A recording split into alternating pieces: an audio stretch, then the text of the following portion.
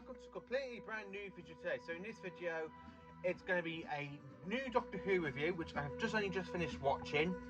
So I'm introducing this, and as you can tell from the, so I can actually slot in the little thing I made, and then you can realise what story I'm reviewing.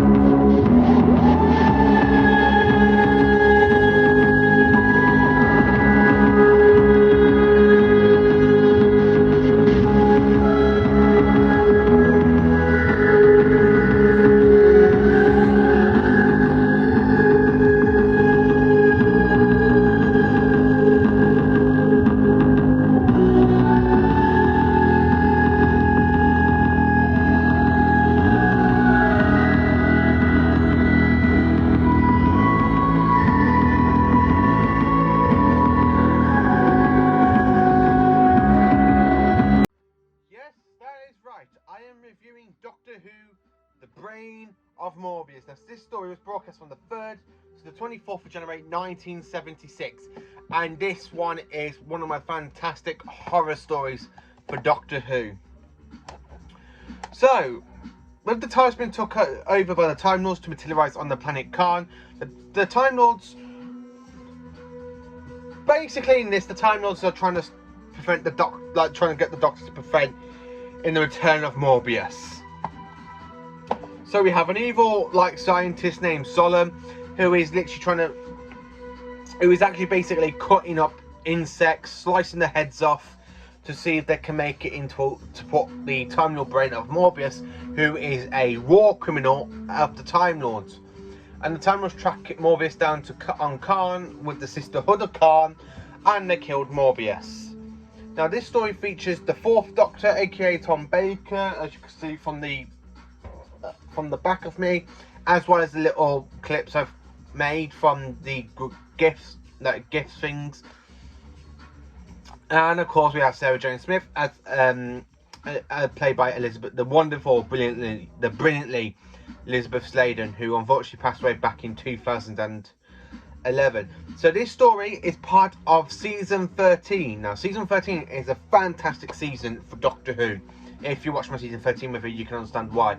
So, as I'm basically going to be talking about, so we are introduced for the very first time the Sisterhood of Khan. We are introduced to Solomon, which I have mentioned prior, and I've also, this is one of my favourite horror types of Doctor Who. Now, this is Doctor Who's take of Frankenstein. So you have Solomon with his kind of slave, a bit like in Van Helsing film, where Van Helsing has that slave sort of thing, like the little troll sort of thing.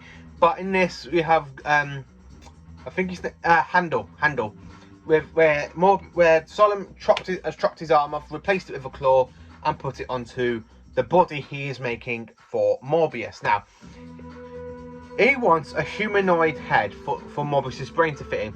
So, of course, when he sees the Doctor, he poisons the Doctor, measures his head, until he finds that the Doctor's a Time Lord, and then he mentions it to Morbius, and the Morbius is paranoid that the Time Lords are here to get revenge on him, and to try and stop him from getting revenge on them as well.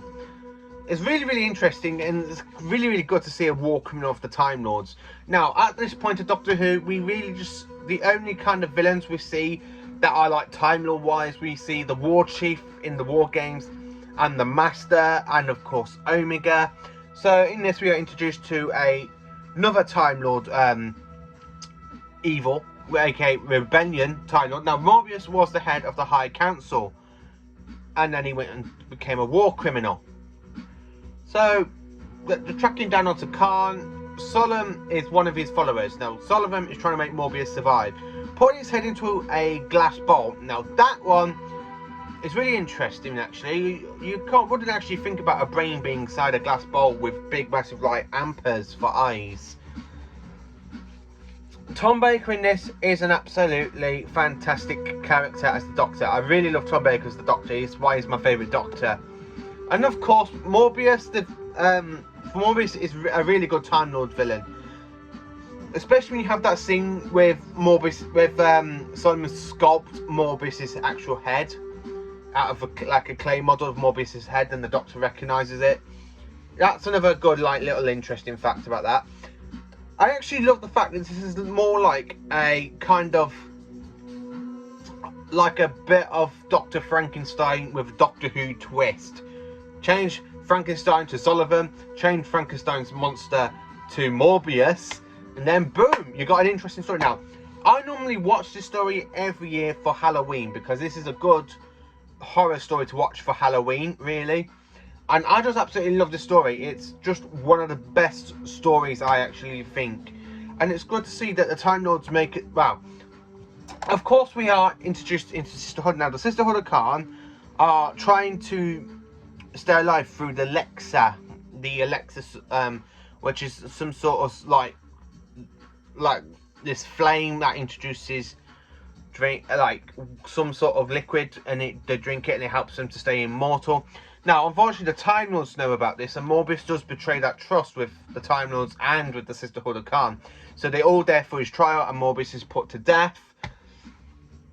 Mind you, the only thing of Morbius that basically does survive is his actual brain. A Time Lord brain survives. And the Doctor in episode 1 says he feels Morbius's brain trying to connect to the Doctor's. And my favourite scene, I absolutely love, like, the telepathic the Sisterhood of Khan's got, where they literally teleport using like telepathic thoughts to transport the TARDIS from the where it materialised into their actual like home sort of thing.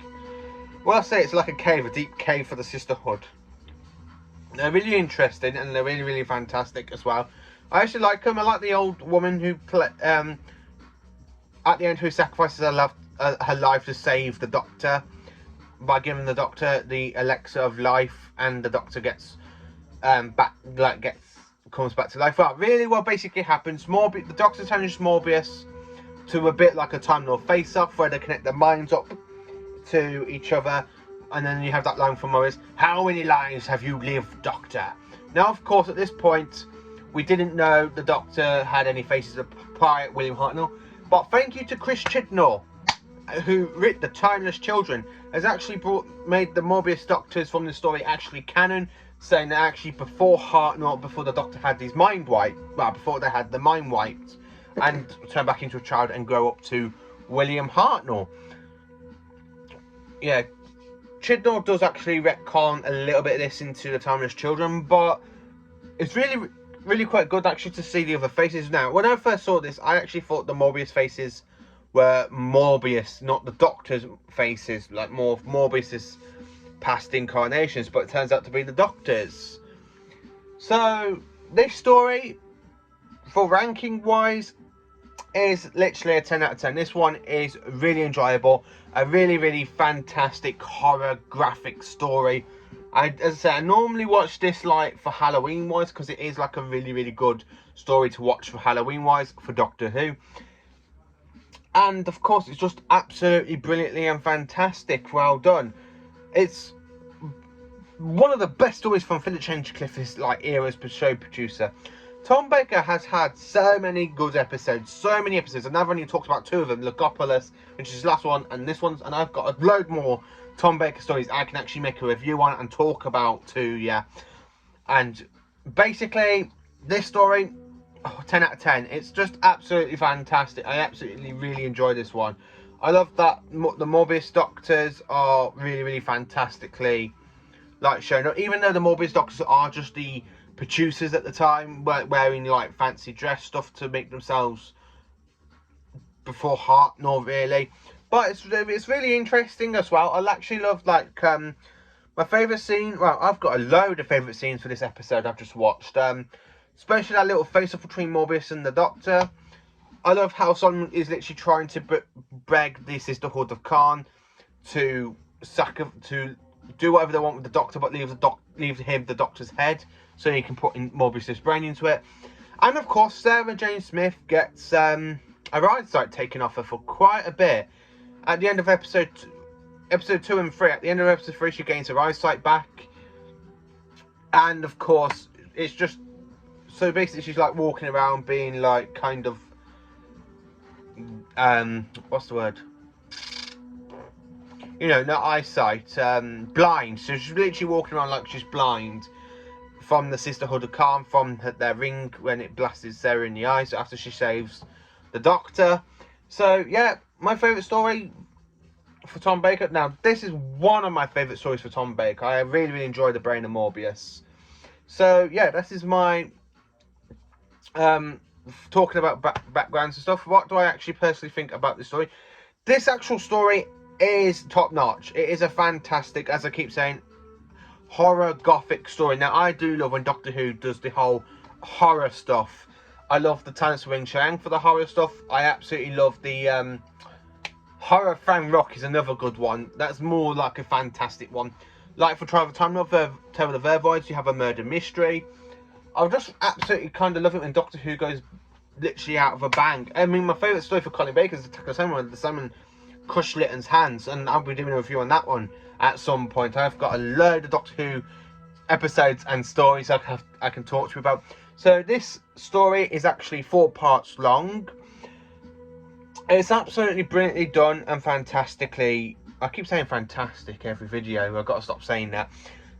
But this story is literally just top notch. Top notch. I absolutely love watching this story. Now, normally, as I keep saying, this is a good. Well, if you're going to watch Doctor Who, I do recommend The Brain of Morbius. It is a good story. Now, if you like horror gothic stories, I do highly recommend The Brain of Morbius. It's just for that. It's literally Doctor Who's take on Frankenstein's monster, and it's really, really well done. Really, really well done. So yeah, so this is my review on The Brain of Morbius, and as you can tell, I really, really enjoyed watching it. The next time I'm going to watch this is most probably Halloween, because it is just such a good story to watch for Halloween. I watched this. I also watch quite a few other ones for Doctor Who for Halloween, because it's Doctor Who. They try and make it. They try and make it scary for kids and adults. Really enjoyed them. I really, really enjoyed them. So thank you for watching this video. Please do like, subscribe and share to my channel, and thank you for watching.